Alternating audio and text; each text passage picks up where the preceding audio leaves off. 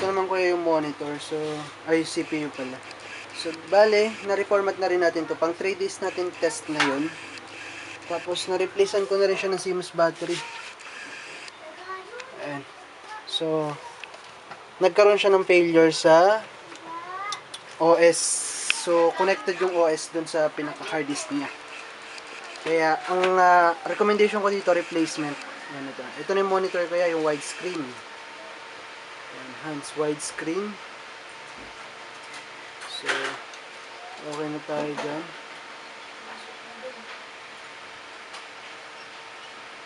So, dito sa check-up natin, nagkaroon siya ng failure to boot. OS connected to sa hard disk. So, nung check up ko din yung itong hard disk na to, bumaba yung ano niya, healthy percentage niya. Umabot na lang ng 60. Hindi na siya talaga advisable na for installation ng OS.